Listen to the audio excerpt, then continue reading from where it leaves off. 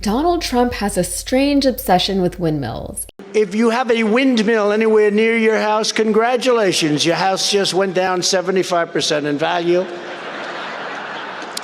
And they say the noise causes cancer. You told me that one, okay? You know, the thing makes it so... And of course, it's like a graveyard for birds. Here is why it's relevant to his ongoing fraud case in New York. So I feel like I've been saying this a lot lately, but this is just such a ridiculous story. And I remember hearing about this years ago.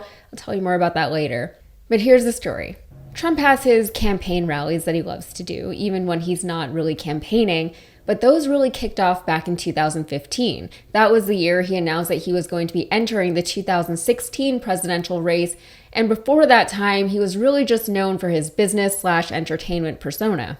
He was still on The Apprentice, which was a hit show in its own right, but he really started upping the ante on his political discourse. I watched his transition from weirdo celebrity to hateful politician in real time on Twitter back then because the job I was doing, I was on Twitter all day, and it was a strange time. President Obama, who had felt like a savior of sorts after 8 years of George W. Bush, was leaving the White House without any obvious successor. People weren't too hot on Hillary. Bernie was Bernie, but he wasn't as popular or well-known back then as he is today. Harambe was still alive, and Donald Trump, for some reason, had started normalizing hate speech and commandeering headlines with clickbait and effectively amassing followers. 2015 was a big year for Trump, though. It was the year that the good people of Scotland defeated him. It was the year that he lost his fight against Big Windmill. And Trump, ever the sore loser, still to this day has been unable to let it go. Wind turbines made in China are going to be the destruction and almost a total destruction of your tourism industry. Trump is an outspoken critic of wind farms and opposes a planned development of turbines just offshore from his golf course in northeast Scotland. Trump told lawmakers he supports other forms of green energy, but wind turbines are ugly, noisy, and dangerous. So let's go back a few years. It's Scotland, Aberdeen, 2012. Trump is opening his Trump International golf links, much to the chagrin of the locals. But Trump doesn't care. He's got big plans for the place. His golf course will create jobs, 6,000 new jobs. It will protect the land somehow while also developing the land, and the people of Aberdeen will be better off in a post-Trump golf course world. Instead, 6,000 jobs were not created, more like several dozen. Dozens, not thousands. Instead, his golf course ruined protected natural sand dunes.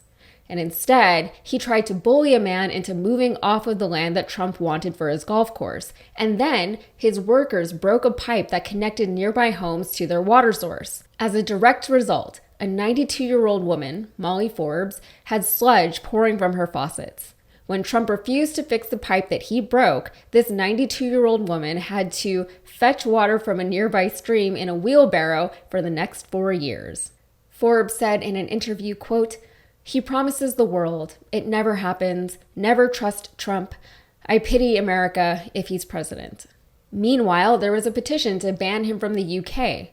That petition got 500,000 signatures. The British Prime Minister at the time had to publicly condemn Trump's hate speech against Muslims, and when Trump showed up for the grand opening of his golf course, the people of Aberdeen greeted him with Mexican flags everywhere because even they, back then, knew about Trump's disdain for Mexico and the Mexican people.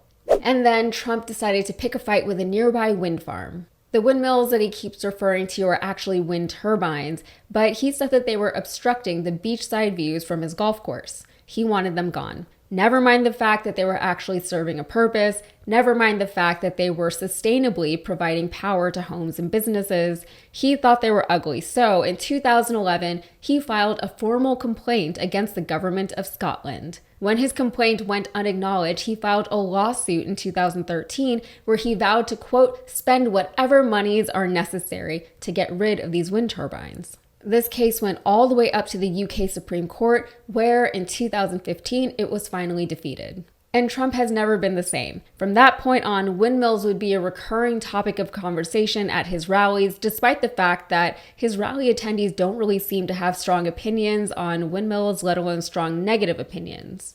And that's despite Trump's best efforts to get them to really hate windmills. He's been on a one-man anti-windmill propaganda spree. Here are some of the highlights, and please remember that all of these are entirely unsupported by evidence.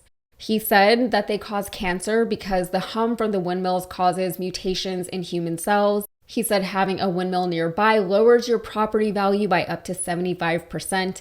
He said they're killing so many birds that if you love birds, it'll make you weep. Yes, windmills do kill birds, but other man-made structures kill way more birds than windmills do, and he's not mad about those. What else? The whales. The sound from the wind turbines affects the mental health of the whales, which somehow leads to them dying. Economically, windmills are no good because they, according to him, all come from Germany and China. That's not true. Wind energy is a booming American industry. Windmills cause inflation because they actually increase energy costs because Biden is, quote, putting up windmills all over the place.